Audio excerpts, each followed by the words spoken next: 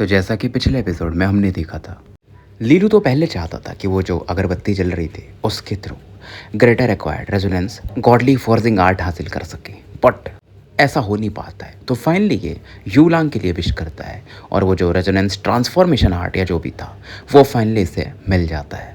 अब आगे यहाँ से निकलने के बाद लीलू की मुलाकात लू किंगेर से होती जो अपना बैटल जीत चुकी थी, और फिलहाल उसके ऊपर भी जो थर्ड आई रहता है ना, वहाँ पर एक अपर 9th ग्रेड का सिंबल दिखता है और जियांग किंगे भी देखती। तो लीलू बोलता है शायद इसने परमाफ्रोस्ट सैक्रेड सीड को रीयूज किया होगा क्योंकि उसके थ्रू ये अपने रेजोनेंस को ऊपर ले जा सकती है। और जियांग किंगे ये बोलती है कि ये पहले से काफी अलग हो चुकी है। लीलू भी हाँ में सर हिलाता है क्योंकि उसकी तरफ देखकर ऐसा लग रहा था मानो कि सब बर्फ के पुतले की तरफ आप देख रहे हो। यही सबसे बड़ा डिसएडवांटेज था परमाफ्रोस्ट सैक्रेड सीड का कि वो आपके इमोशंस को सील्ड कर देता है। तो फिलहाल अब लीलू का ध्यान ऑल्टर की तरफ जाता है जहाँ पर से एक छोटा सा पुल जैसा दिखता है जिसके अंदर वो डार्क ब्लू वाटर, जिसके साथ की लू किंगेर की बॉडी जो थी वो फ्यूज हो रही थी और लू रोयान बस ऐसे उंगली मार रही थी और कुछ नहीं कर पा रही थी, वाटर को टच करने की कोशिश कर रही थी। तो ये समझ जाता है लीलू कि यही गोल था लू किंगेर का यहाँ आने का, फ्रॉस्ट डिवाइन वाटर, जो कि अभी से मिल चुका है जैसे कि ये एब्जॉर्ब कर रही है। और ये अगर पूरी तरह से फ्यूज हो जाती है तो फ्यूचर में फिर इसके इमोशंस पूरी तरह से खत्म हो जाएंगे और इतनी ये स्ट्रांग नहीं है फिलहाल। तो लीलू सोचता है कि इसको इसकी मदद करनी पड़ेगी। तो जियांग किंग बोलती मैं ट्राई करती क्योंकि मेरा लाइट रेजोनेंस ये प्योरीफाई कर सकता और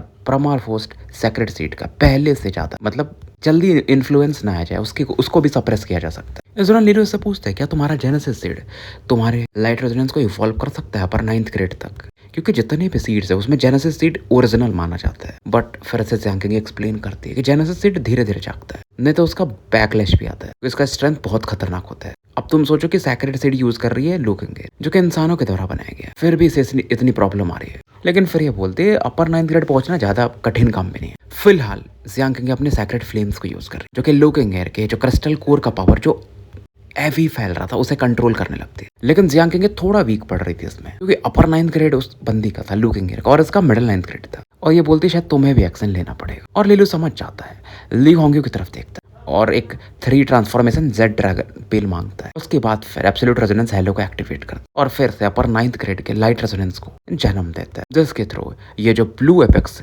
क्रिस्टल कोर था लू किंगेर का उसको सप्रेस कर पाता है। मतलब कोल्ड एनर्जी फिर से अंदर जाने लगती है। धीरे धीरे फिर लू किंगेर पहले जैसी हो जाती है और जैसे ये ठीक होती है ना, लू रोयान भी जो कि इस समय फ्रीज थी वो भी धीरे धीरे अब गलने लगती, मतलब नॉर्मल स्टेट में आने लगती। लेकिन जब ये देखती है तो चीजें निकल चुकी थी। हालांकि लू किंगेर को बोलती अब मेरी बारी, बट तब इसका ध्यान लीलू और जियांग किंग पर जाता और लीलू के भी थर्ड आई पर ये वही क्रिस्टल कोर का साइन देख रही थी, वो भी लाइट पावर के साथ। तो रुक जाती है और उसे बहुत गुस्सा आता है, इस लीलू की वजह से मेरा पूरा प्लान खराब हो गया। और लू रोयान हैरान थी कि डिवोमिंग जुआन और सॉन्गजिंग इन दोनों को रोक रहे थे।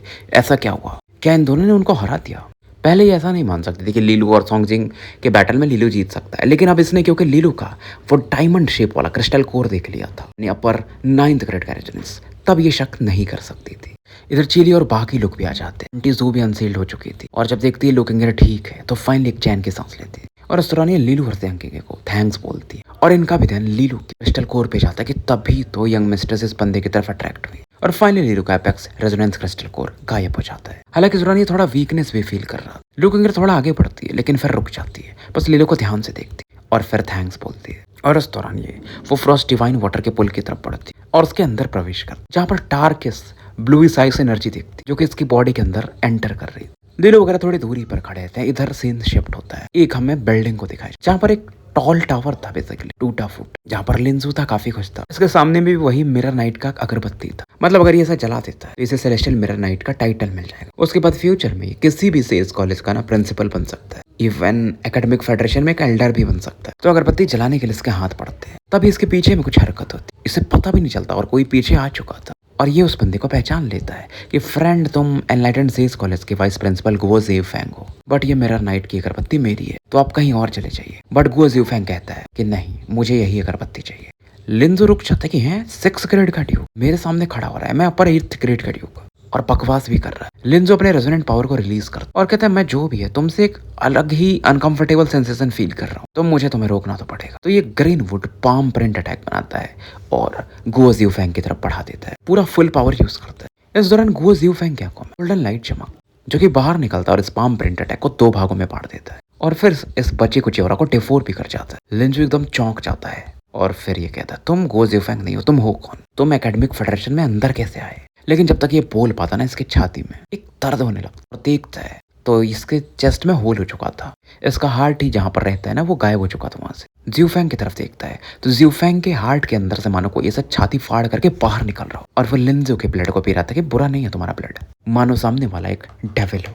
ऑब्वियसली यार, तुम एंसेंट कॉलेज के पीक एक्सपर्ट में से एक हो। लिंजू जब तक समझ पाता इस दुनिया से जा चुका था। हाँ, अगर लिलू और जियांग किंग के होते तो इस बंदे को पहचान जाते, क्योंकि ये कोई और नहीं शेन जिंगजायो था। हालांकि जाते जाते लिंजू ना, इसके पास वो एक टोकन था जैसा कि वो फोर्सफुली फोड़ देता कि कुछ कोई भी तुम हो, प्रिंसिपल वांग जुआनजिन तो तुम्हें छोड़ेंगे नहीं। शेन जिंगजायो उस दौरान इस पर फिर से एक अटैक करता है और लिंजू की आधी बॉडी एकदम कट जाती है। और शेन जिंगजायो फिर कहता है शायद तुम मिशन जो मैसेज भेजना चाहते थे वो भी नहीं भेज पाए, क्योंकि देखो इसने जैसे टोकन फोड़ा था एक लाइट बाहर निकल रही थी, लेकिन ये शेन ने एक बैरियर सा बना दिया ब्लैकिश लाइट का, तो ये जो लाइट था ना उसे फोड़ के बाहर नहीं निकल पा रहा था। अब लिंजू सोचता है उस समय कि ये बंदा करना क्या चाहता है, इसने सेलेस्टियल मिरर पकोड़ा को इनफिल्ट्रेट क्यों किया है। तो लिंजू मर चुका था और शेन जो है ना, इसके लाश को उठा अगरबत्ती के ऊपर रख देते और इस अगरबत्ती को लिंजू के थर्ड आई के बीच में यूज करते और उसके बाद ब्लैक लिक्विड इस अगरबत्ती के ऊपर डाल देता है और लिंजू की बॉडी भी गल जाती है पूरी तरह से। मतलब ये पूरे मिरर नाइट का जो अगरबत्ती था ना उसे करप्ट कर देता है और ये धुआं जो था चारों तरफ फैलने लगता है। ब्लैक स्मोक के सामने ये रेस्पेक्ट दिखाता और कहता है ऑनर्ड वन, आप अपने क्लोन को यहाँ पर डिसेंड कर सकते हैं। अब ये जो स्मोक था वो एक ब्लैक मिरर में बदल जाता, ब्लैक होल के जैसा, जिसके अंदर से मानो कोई निकलता है और कहता है हंसते हुए, शेन तुम बुरे नहीं हो।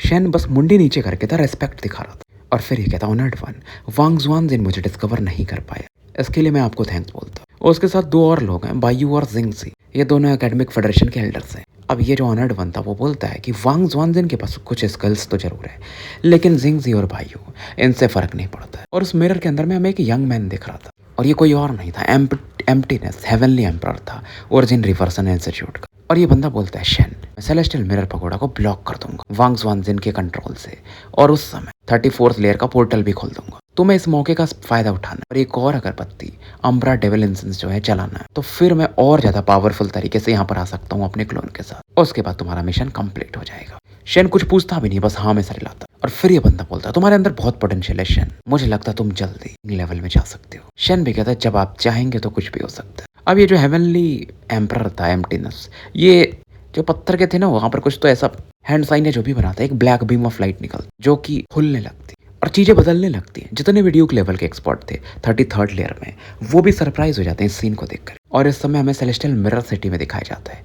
वांग जुआनजिन, बायू और जिंगजी के एक्सप्रेशन बदल जाते हैं कि कोई हेवनली एम्परर आया है, लेकिन ये एकेडमिक फेडरेशन का तो नहीं है, तो ये तुरंत समझ जाते हैं ऑब्वियसली ओरिजिन रिवर्सन का होगा, और इनका एक्सप्रेशन बदल चुका था। लेकिन ऐसा कैसे हुआ, इन्होंने इतनी अच्छी खासी सिक्योरिटी रखी थी। जुआनजिन बोलता तुम लोग सोचो यार, हेवनली एम्परर आएगा तो मैं भी कुछ नहीं कर सकता। और इस समय सेलेस्टियल मिरर सिटी में बहुत छोटे छोटे ब्लैक होल्स टाइप खुल रहे थे, जहां से डेविलिश हैंड बाहर निकल रहे थे। और जितने भी एक्सपर्ट थे ना, वो ऐसा फील कर रहे थे कि मानो उनका जो पावर है, रेजोनेंस पावर, वो सप्रेस हो रहा है। अब जुआनजिन इस दौरान अपने तीनों मैजेस्टिक क्राउन्स को रिलीज करते और यहाँ के लोगों को प्रोटेक्ट करते। जिंगजी और बायू भी पूछते हमें क्या करना है। जुआनजिन कहते हैं ये जो सेलेस्टियल मिरर पकड़ वो डिवाइन कॉन्टिनेंट से कनेक्टेड है, अगर ओरिजिन रिवर्सन इंस्टीट्यूट यहाँ पर कुछ करना चाहता है तो वो फंसेंगे तो जरूर, मतलब उन्हें ट्रैप किया जा सकता है। और जिंगजी कहती है कि शायद वो लोग यहाँ पर जो किसी हेवनली एम्परर की बॉडी है उसे हासिल करना चाहते हैं। और यहाँ पर सेलेस्टियल मिरर पकोड़ा फ्लरिश भी इसीलिए कर रहा है क्योंकि वो किसी हेवनली एम्परर की बॉडी है जिसकी ऑरा जो सैंड वगैरह में मिलती, तो लोग अपने कल्टीवेशन को बढ़ा पाते।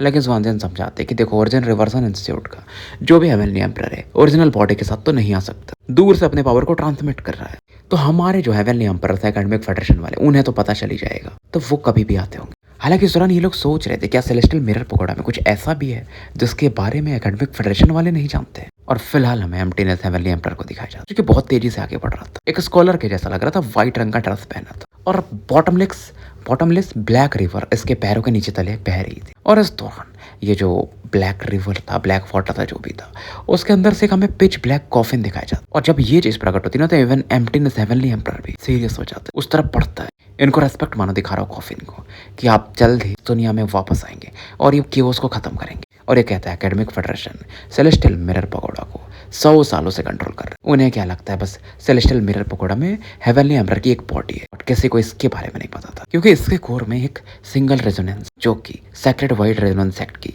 लास्ट सेक्ट मास्टर का है। इधर लीलू वगैरह को दिखाया जाता है। ये जो ऑरा फील हुई थी, ये फील करके इतना तो समझ गया था, ये जो पावर है ना, इवन वांग जुआन जिनसे भी ऊपर का पावर है, मतलब जियांग किंग सीधा कहती है ऑब्वियसली हेवनली एम्परर का होगा और ये एकेडमिक फेडरेशन का नहीं होगा। तो ये लोग भी गेस कर लेते हैं ओरिजिन रिवर्सन वही ऐसा कर सकते हैं। लीलू भी काफी चिंतित था यार, एक नॉर्मल मिशन था ये सेलेस्टियल मिरर पगोड़ा में, इसको अपना वो फॉर्जिंग आर्ट हासिल करना था। चीजें इतनी बदल गई फिर से। जियांग किंग शांति और कहती है हमें कुछ नहीं करना चाहिए जब तक कुछ ऑर्डर नहीं आता है और ये हमारे से बस के बाहर की चीजें हैं। समय निकलता है इस दौरान लू किंग वो जो आईसी ऑल्टर के सेंटर में फ्रॉस्ट डिवाइन वाटर को पूरी तरह से एब्सॉर्ब कर चुकी थी। बाल जो थे ना इसके थोड़े थोड़े ब्लोइश कलर के हो चुके थे, एक्सप्रेशन पहले से भी कोल्ड हो चुका था। फाइनली अपनी आंखें खोलती और पूछती क्या हुआ। लीलू इसे चीजें बताता है, ये भी फिर शांत होकर बैठ जाती है। इधर 33rd लेयर में किसी और लोकेशन पे हमें डेवो मिंगजुआन को दिखाया जाता है। ये भी हैरान हो गया था इन चेंजेस की वजह से। ये चौकन्ना था लेकिन तभी फील करता है कोई तो है जो इसकी तरफ पड़ रहा बहुत तेजी से। दो लोग, एक को तो ये जानता था कि मिथिकल स्पिरिट कॉलेज का जाओजुन, दूसरे को ये नहीं जानता। हालांकि जाओजुन को देखकर ये खुश हो जाता है, चैन के सांस लेता। अब जाओजुन पूछता है इससे डेवो मिंगजुआन से कि सॉन्गजिंग कहाँ पर है, तुम उसके साथ थे। मिंगजुआन बताता है कि जितना मुझे पता है लीलू ने उन्हें एलिमिनेट कर दिया। जाओजुन और ज्यादा हैरान होता है कि लीलू कैसे कर सकता है। मिंगजुआन भी कहता है मुझे भी नहीं पता क्या हुआ था वहां पर। जाओजुन भी समझ जाता है कि मतलब तुम भी बैटल हार चुके हो जियांग किंग से। और ये बंदा बोलता भी है बहुत डिजर्विंग बंदी यार, मैं उसके सामने कुछ भी नहीं हूँ। अब जाओजुन इस कहता है वो सब छोड़ो, हम आगे क्यों नहीं साथ में पढ़ते, क्योंकि सेलेस्टियल मिरर पगोड़ा में कुछ तो अलग हो रहा है।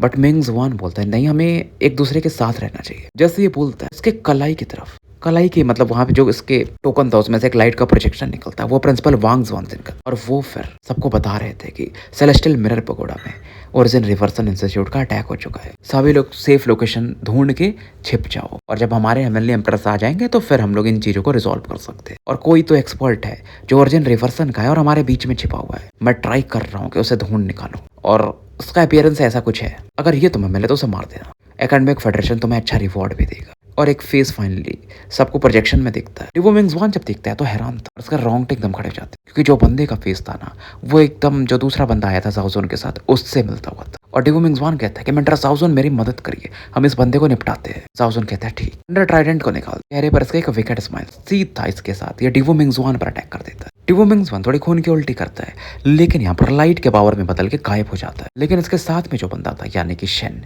वो एक दूसरे लोकेशन की तरफ देख और ये कहता है ये ड्यूक ऑफ लाइट काफी शार्प है और ये अपने जीव को ऐसा ना लपलपा रहा था, इसके अंदर लालच था। और ये कहता अब मुझे जियांग किंग का हार्ट ऑफ लाइट नहीं मिला तो तुम्हारा तो मिल ही सकता है। अच्छा है ना, बुरा भी नहीं है ये भी बहुत गहरी लाइट में बदल के बहुत तेजी से उस तरफ पड़ता है। इधर लीलू और जियांग किंग को भी इन्फॉर्मेशन मिल चुका। ईचान भी हैरान थी कि ये यहाँ पर शेन जिंगजाई हो, मतलब लीलू हो या जियांग किंग हो या चीचान बहुत ज्यादा शॉक थे कि ये बंदा ओरिजिन रिवर्सन का प्यादा निकला। चलो निकला तो निकला, ये यहाँ पर आ चुका है। चीचान का वैसे भी एक अलग इससे मामला था, पता इनको थोड़ा बहुत इन्फॉर्मेशन था कि जब ये लोग वहां से चले गए थे तो शेन जो था हाउस लोलॉन के हेडक्वार्टर को यूज कर रहा था कल्टीवेशन के लिए। फिर ये ओरिजिन रिवर्सन कब ज्वाइन किया, क्या हुआ, इसके बारे में किसी को नहीं पता था। बट लीलू कहता कुछ भी हो इसके अंदर एक कलिंग इंटेंट था, निपटाना तो पड़ेगा इसे। इधर इनकी नजर पड़ती है एक बीम ऑफ लाइट की तरफ और जियांग किंग पहचान जाती है वो डेवो मिंगजुआन और ली होंगी क्योंकि ऐसा लग रहा है वो भाग रहा है किसी चीज से। तभी इन्हें एक वो कोल्ड लाइट भी फील होती है, ग्रेइश लाइट, और दोनों चिल्लाते हैं कोल्ड एकदम।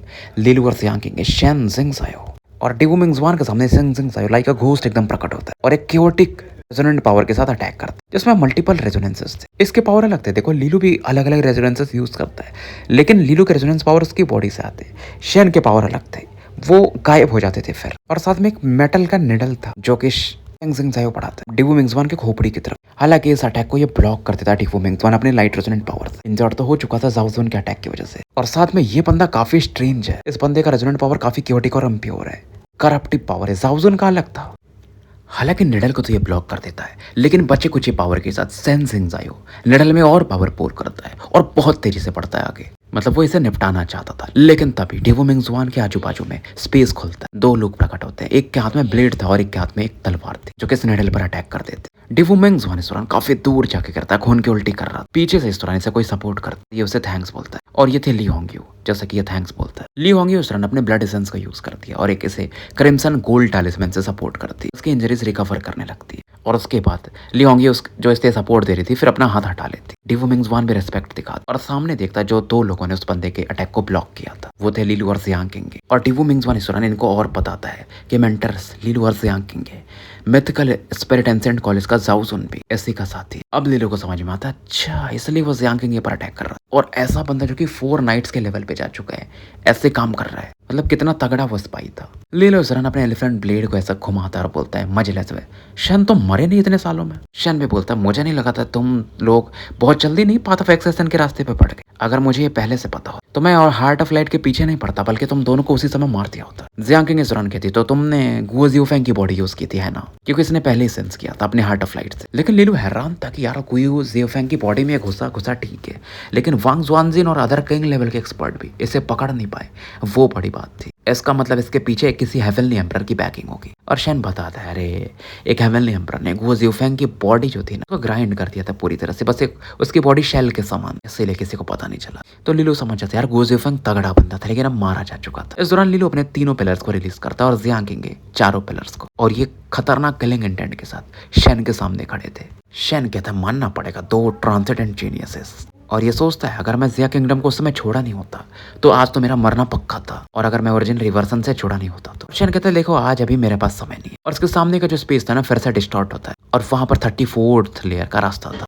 देखो शेन का प्लान अलग था कि डिवो मिंगजुआन के हार्ट ऑफ लाइट को ये डिवोर कर जाएगा तो इसका पावर लेवल फिर से बढ़ेगा, लेकिन लीलू और जियांग किंग ने इसे रोक दिया, तो फिलहाल इस प्लान को इसे ड्रॉप करना पड़ा। अब इसका मेन काम था कि ऑनर्ड 1 का जो असाइनमेंट है उसे पूरा किया जाए, वो ज्यादा इंपॉर्टेंट है। इस दौरान बिजली कड़कती और शेन के सामने एक और बंदा प्रकट हो जाता है, जाओजुन। लीलू और जियांग किंग की तरफ देखता और उसके बाद डिवो मिंगजुआन की तरफ कि वो रिकवर कर रहा है, कि तुम डिवो मिंगजुआन को खत्म नहीं कर पाए। शेन स्माइल करता है कि फर्क नहीं पड़ता, हम 34th लेयर की तरफ बढ़ते, ऑनर्ड 1 का मिशन पूरा करना ज्यादा इंपॉर्टेंट है। ये जब सुनता है ना जाओजुन भी तो वो रेस्पेक्ट दिखाते, ये तुरंत ही निकलने लगते उस स्पेस रिफ्ट की तरफ से। लिली और जियांग किंग तुरंत इनका पीछा नहीं करते, पहले वो स्पेशल रिफ्ट को देखते कहाँ जाता है, इनको कुछ आइडिया नहीं था। तो 33rd लेयर के जो भी एक्सपर्ट्स हैं जो अभी तक सर्वाइव किए थे वो भी यहाँ पर आ चुके थे, जैसे शेंग कियावेर, निनमैंग और बाकी लोग। कियावेर थोड़ी चिंतित थे और पूछते हैं किंग तुम ठीक तो ये बंदा ओरिजिन रिवर्सन का था, लेकिन जाओजुन क्यों था उनके साथ, तो इन्हें फिर पता चल जाता है। और शेनजिन जाया के बारे में भी ये लोग बताते हैं, मतलब लीलू एक्सप्लेन करता है पूरी उसकी हिस्ट्री।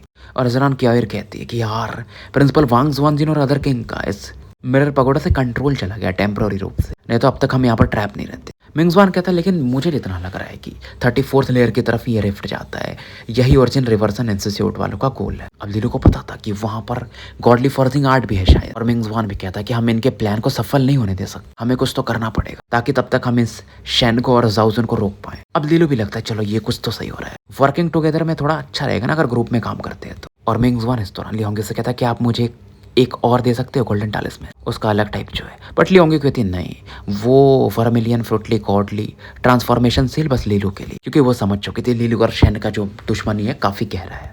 क्योंकि देखो यार डिवो मिंगजुआन को आज तक किसी ने रिजेक्ट नहीं किया था डिवाइन सन एंसेंट कॉलेज में, लेकिन पहली बार ऐसा हो रहा था। मिंगजुआन कहती है ठीक है, कहता है ठीक है, लेकिन होंगी कहती चलो कोई ना, मैं तुम्हें क्रिम्सन हार्ट गोल्डन सील दे दूंगी, इससे तुम्हारा रिकवरी फास्ट रहेगा। तुरंत ये ऐसा सील बना के मिंगजुआन की तरफ बढ़ा देती है। ये बंदा थैंक्स बोलता है सिंसियरिटी के साथ, और मिंगजुआन सोचता अगर ये बंदे एकेडमिक फेडरेशन में होती तो कितनों की मदद कर सकती है, लेकिन अब ये लीलू के सपोर्टिव है और ये सोचता है लीलू कितना लकी है। तो फिलहाल मतलब ये उसे स्पेशल रिफ्ट की तरफ बढ़ जाते हैं, सभी इसको फॉलो करते हैं। अब लीलू वगैरह एंटर करते, ये जो स्पेस था ना पूरा रूइंड दिख रहा था, मतलब टूटा फूटा, बहुत से बिल्डिंगें आधा कंस्ट्रक्शन पे छोड़ दी गई थी, कुछ ढह गई थी। हालांकि इसके सेंट्रल एरिया में थोड़े नदियां पहाड़ वगैरह दिख रहे थे, और बीच में एक बड़ा सा टावर दिखता है जो कि मानो आसमानों की ऊंचाइयों को छू रहा हो। लीलू जब उस तरफ देखता है ना तो इसका एब्सोल्यूट रेजोनेंस हेलो में एक हरकत सी होती है, मानो उसे कुछ चाहिए था इसके हेलो को, और ये समझ जाता है कि मतलब वहीं पर वो गॉडली फॉर्जिंग आर्ट हो सकता है। तो फिलहाल स्टोरी हम यही समाप्त करते हैं और मिलते हैं फिर कल एक नए एपिसोड के साथ। तब तक के लिए मैं आपका साथी एन अल्केमिस्ट AKA मुसाफिर विदा लेता हूँ, और जितने भी लोग हैं सभी को हैप्पी दीपावली।